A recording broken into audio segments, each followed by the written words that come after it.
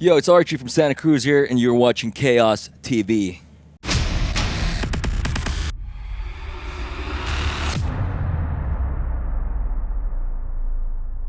Okay, so hello everyone. It's day number 1 here at the Rockfest Festival, and we have the pleasure to talk with Archie from Santa Cruz. So first up, of all, y'all? hello and welcome to Chaos TV, man, once again. Thanks, man. Good to be back. So you have started the summer with 2 quite big shows. You opened for Bon Jovi, and now you played a show here at the Rockfest. How Correct. did the shows go? Dude, I gotta tell you, it was amazing. Both of them, it could not have gone better. As you probably know, we had like a little break for a year, not doing shows at all. So I couldn't have wished for a better comeback for the new lineup. So that was it's perfect to me, man. Bon Jovi, my favorite band, and to have we didn't know what to expect, to be honest, because you You have been away still for a while. exactly, and you never know when you open up for a bigger band if there's gonna be anybody, you know. But turns out there was a bunch of people. You saw the photos probably. Yep. So it was Few people. yeah, it was fucking 50,000 capacity and it was packed. So it was awesome. So you mentioned that Bon Jovi is one of your favorite bands of all time. Correct. So how did it feel to get the chance to open?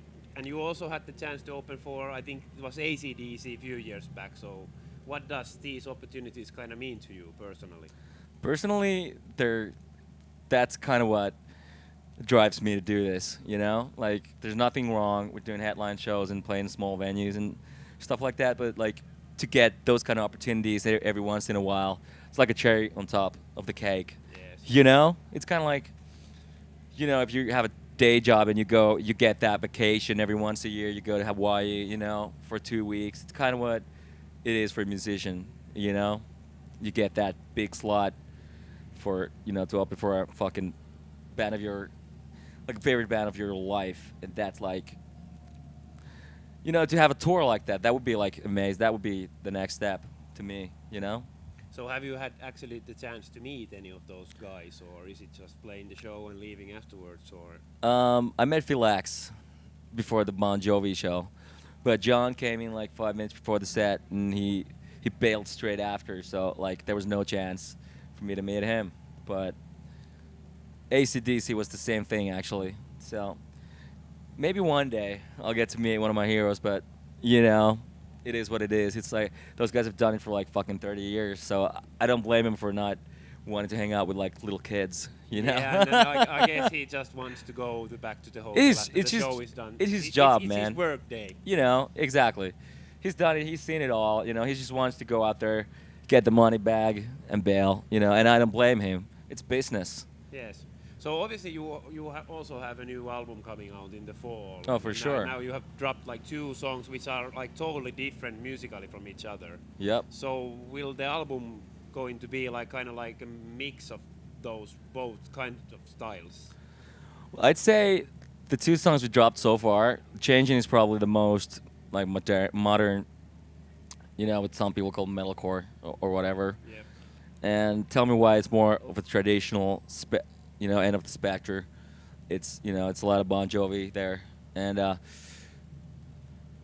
think it's gonna surprise a lot of people in a bunch of ways because there's still a lot of shockers to come, for the haters, for the lovers of the band, So there's gonna be a lot of things to talk about for sure for the fans. So how heavily do you follow social media? Do you read comments? Not that much anymore, man. I gotta be honest. So you have had your own fair share of hate comments and Oh stuff yeah, like that. dude. I feel it's not good for my mental health to fucking read that shit. Sometimes people post horrible stuff, and I'm like, I don't need that shit in my life. Yes. I want to have positive vibes surround me, not fucking hateful shit like that. So I think it's just better to do my thing because I'm gonna do it anyway. Yes. No matter what they say, it's not gonna affect the way I handle things, or run my business, or run my band. So I just block the haters out of my mind and do it anyway. You didn't see the show, but it was a packed tent. Everybody was screaming their asses off. So the haters can say whatever the fuck they want to say, But the old band didn't have a show like that in fucking 5 years. I promise you. It was, Okay. like it's definitely getting better and bigger.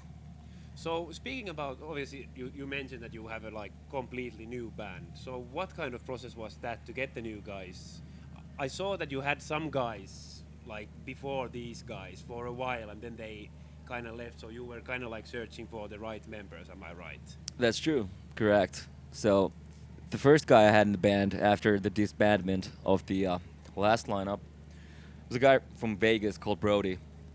He was in the band for a month or so until Pav contacted me, and he told me, like, he messaged me, he tagged me in a fucking video on the gram, and he said that I'm better than Brody. He just blurted it out. And I was like, yo, dude, this kid's got some balls. And I saw non-alcoholic beer, kids. But yeah, sorry. So so how did that go? That he just joined the band after that? Yeah, like, I saw the video. I was like, he's not lying. He was better than Brody. No offense, but he really was. And I texted him. I sent him a direct message, and I asked him if he wanted to come meet me in Helsinki and just hang out, jam, maybe write some songs, have some gay sex. Typical boy band stuff. Yeah, you went to the Backstreet Boys show, so dude, I that did. kind of tells it. Right? I even got a T-shirt out of that fucking show. Yeah, I noticed that photo on your Instagram. Yeah, good times. But no, we didn't actually have gay sex. And it turns out it was like a match made in heaven. Like I felt so good playing with him, writing with him, singing with him. And I realized that this kid was a miracle, almost. Like, I've never witnessed such talent in my life. And I've seen a lot of fucking dudes play. And I've seen a lot of fucking shows. But I've never seen anybody rip guitar and sing like that. So, there's no other way. If I didn't have him in the band, I'd be the stupidest guy on the planet Earth. It's like meeting fucking Angelina Jolie and she asks to be your wife. You're like, no, man. The same thing. I can't do that. It's gonna be a no for me, dog. I'm just gonna go home and do the whole, You can't. You just don't do that. What about the rest of the guys? Well, they came after. I had a couple of dudes, friends of mine. For the drummer's seat, we tried out a couple of dudes, but didn't really work out because they're hard songs to play, especially for drums. So we had to have somebody with the skill set to play those songs. So I had to sack a good friend of mine, Jordan, who still got love for him, but he just wasn't the right fit for the band. And Pav, actually, he found Toxie on the gram. He found Toxie in the same manner I found him. Okay. So, like, he showed me his videos. He was like, yo, dude, check this out. He was playing like blast beat and everything, and I was like, this guy fucking rips. So he asked me if it was cool if he sent him a message to be in the band, and I was like, fuck yeah, man. And we invited him over to LA to audition for the band. And we invited Amy to, because he's an old friend of mine, the bass player. Yes. So we invited him on the same plane to be in LA. So we could like audition the band at the same time. We had a couple other dudes, but like it was a lock. It was lock in, at that moment. Everybody was chanting. You didn't see the show. Like, I'm so bummed you didn't see it. Because, you'd be like fucking, you'd have a boner right now, man. But like, honestly, like everybody was fucking chanting Amy's name. I was like, that never happened to me, dog. What the fuck?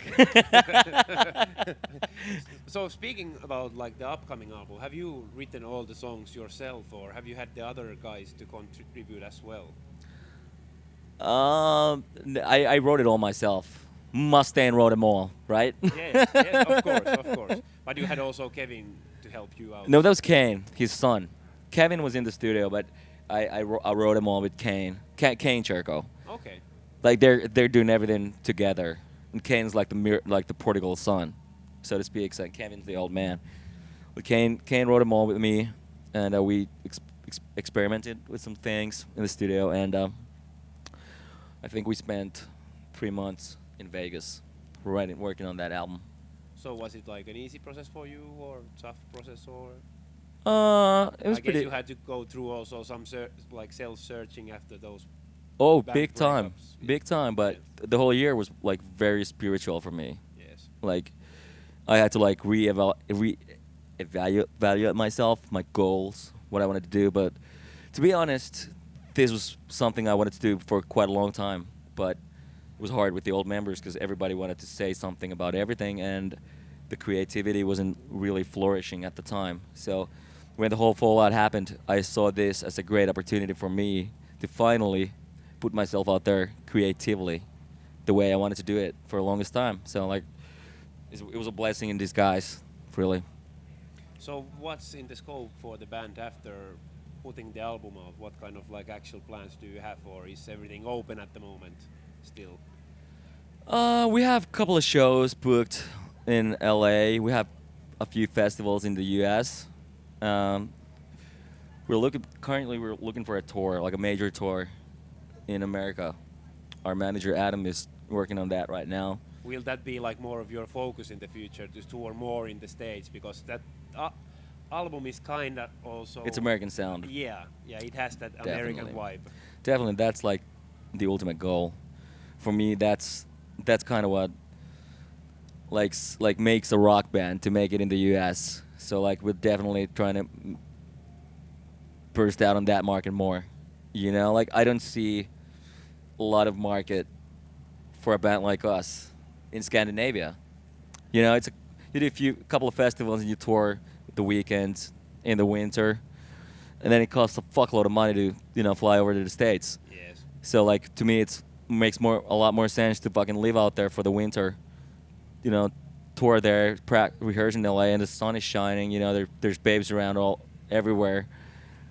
So like that's the thing to do. Okay. So I'm not sure if you have read the comment that you faced with the "Tell Me Why" single, that Wild Street. Oh, Was yeah. the band who accused you of ripping their song off. So I did see it. What's actually the situation with that? Did they actually like contact you directly about that? No, they didn't. I So feel it like was just some comment somewhere. yeah, they posted about it on our Facebook wall, Yeah. on Cruz's wall. I mean, it's a great song, and I don't deny it's got a lot of similarities, but not for me, not to a point of like ripping off.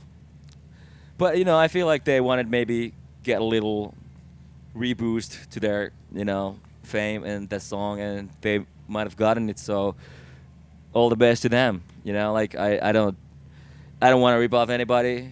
It might have gonna come out of my like fucking subconscious or whatever, but I guess it's nowadays almost impossible to write a song that doesn't have any similarities because Exactly. there's so many rock songs out already. exactly, man. Like if you like burst out a fucking E chord, like Metallica is not gonna call you and be like, "Yo, you can't play an E chord." Yes. It's not. It's just everybody's done fucking everything. Yes. So you just gotta like navigate your way through all of that and like try to find your sound. So hey, man, thank you a Thank lot you. for the interview and all the best for the future. Anything you want to say as last words to all the fans watching this afterwards? Just keep it real. Come to see Santa Cruz play in your city, and stay metal.